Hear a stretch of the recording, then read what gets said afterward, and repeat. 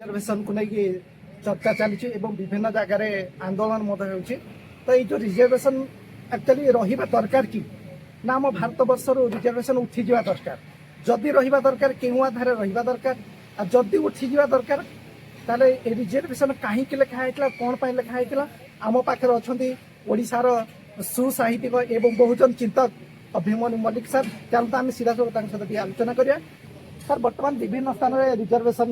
आलोचना चलती बर्तमान रिजर्वेशन हटाओ आंदोलन भी बर्तमान गढ़ी उठी एक्चुअली सर रिजर्वेशन रहा दरकार कि रिजर्वेशन कहीं रिजर्वेशन जो मूल उत्स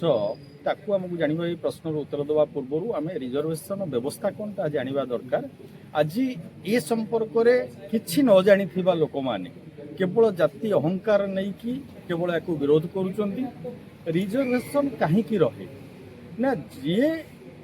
गोटे समता भित्तिक समाज गठन पाई समता भित्तिक राष्ट्र गठन पाई एवं राष्ट्र को उन्नत करबा पाई विश्वर अन्य राष्ट्र सहित ये देश को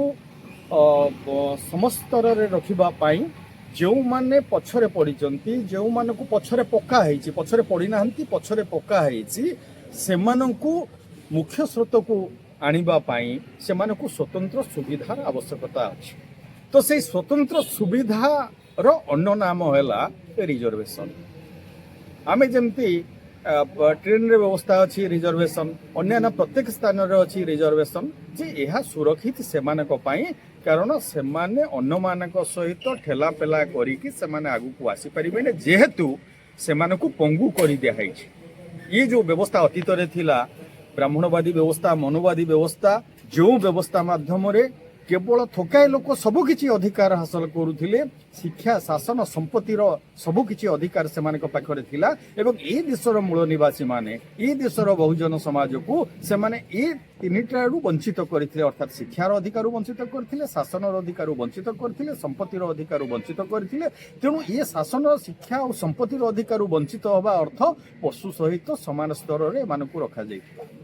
तेणु एमानकु जदि पछरे रहउचंती एमानक संख्या केते ना देश में 85 रु 90 भाग लोक होउचंती एमाने शूद्र और अति शूद्र जो मानकु ये शिक्षा शासन संपत्ति रु वंचित करा जाइता जदि ये देश में विदेश को इंग्रेज मानकु पराजित करी बा ये देश रु विताड़ित करी ये देश में शासन व्यवस्था स्वाधीन है देश एवं देश में स्वशासन प्रतिष्ठित है 90 भाग लोक अलग रखिकी ये देश में स्वशासन प्रतिष्ठा हो पार सुशासन प्रतिष्ठा हो पार तेणु सुशासन प्रतिष्ठा होगापाई गणतंत्र सठिक परिभाषा हूँ देशर समस्त लोक समान भागीदारी दबा समस्त वर्ग को से प्राप्य दबा तो समस्त वर्ग को से प्राप्य दबापाई से रिजर्वेशन व्यवस्था रहा तेणु ये रिजर्वेशन व्यवस्था अच्छी बोली गणतंत्र बची जदि रिजर्वेशन व्यवस्था हटई दिज्व ये देश में गणतंत्र व्यवस्था रहा आ गणतंत्र व्यवस्था न रही ये देशर 85 भाग लोक 90 भाग लोक जिते विद्रोह करेंगे से ये 10 भाग लोक तिष्ठि रही पारे ना। सर गोटे क्वेश्चन कि लोक कहते कि जो संविधान जो आरक्षण व्यवस्था 10 वर्ष दि जाता एक्चुअली आसूची संपर्क से ये देश को प्रकृत गणतंत्र देश रूपे प्रतिष्ठित करने ये देश में पछरे पड़ता लोक पछरे पका जाइथिबा लोक से भाग दबा निहाती आवश्यकता मनक से रिजर्वेशन व्यवस्था बा से भागीदारी व्यवस्था रखागला किंतु ताकू सठिक भाव में कार्यकारी करागला ना दीर्घ वर्ष पर भी आज दिन में से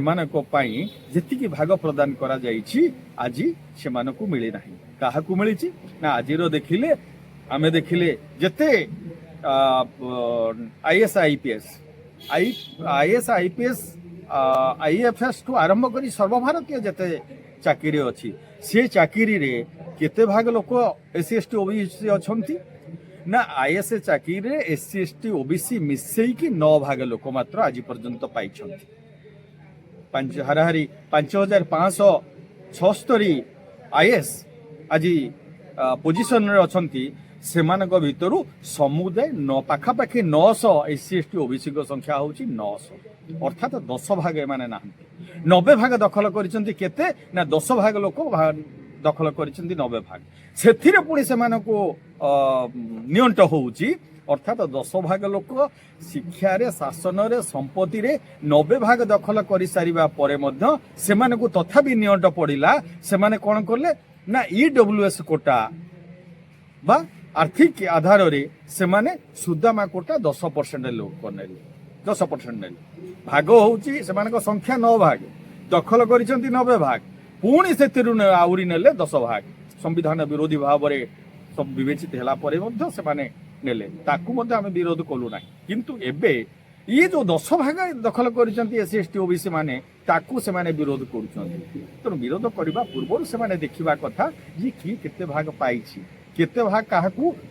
ହଡପ କରାଯାଇଛି କାହାର ଭାଗ ଏବଂ ସେ ହଡପ କରିଛି କିଏ ତେଣୁ ଏ କଥା ସେମାନେ ବିରୋଧ କରନ୍ତୁ ବିରୋଧ କରିବା ପଛରେ ବି ଷଡ଼ଯନ୍ତ୍ର ଅଛି କ'ଣ ନା ତାଙ୍କର ଷଡ଼ଯନ୍ତ୍ରକୁ ଜେଏନ୍ଜି ଆନ୍ଦୋଳନ ଯେତେବେଳେ ବିଫଳ କଲା ଏବଂ ପ୍ରଥମ କରିକି ଇଏ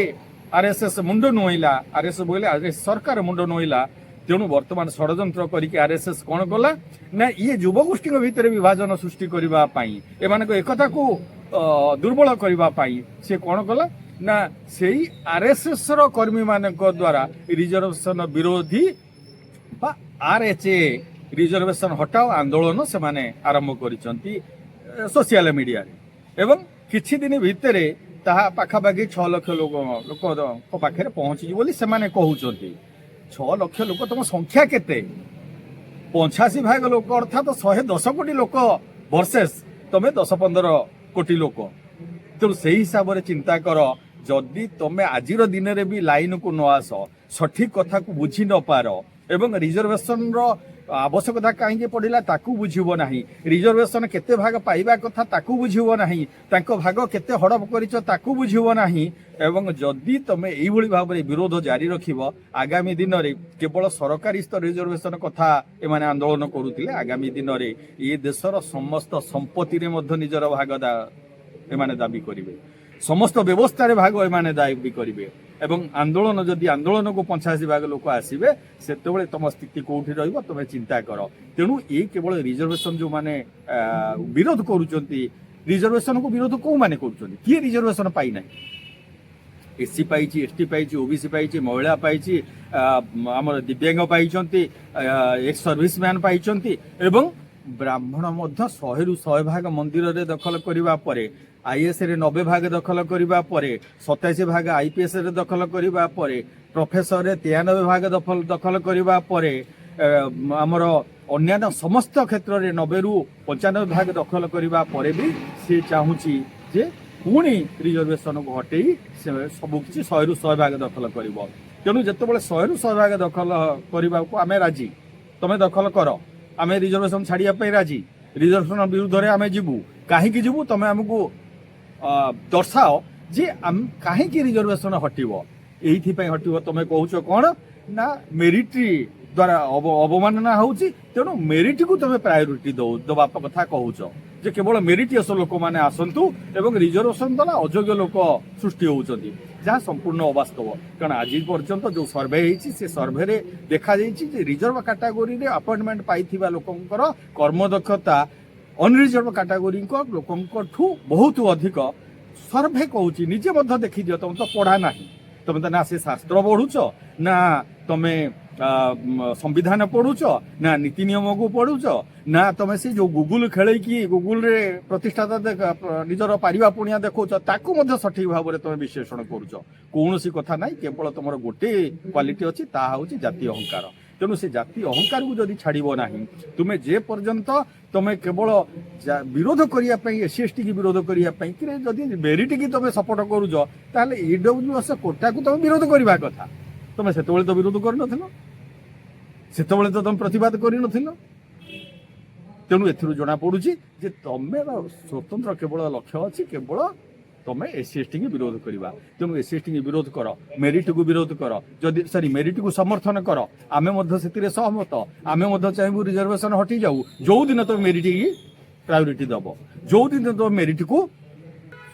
ବାସ୍ତବ ସମର୍ଥନ କରିବ ସେଦିନ ଆମେ SC ST OBC ଆମେ କହୁଛୁ ଆମେ ପ୍ରଥମେ ବିରୋଧ କରିବୁ କ'ଣ ସେ ମେରିଟ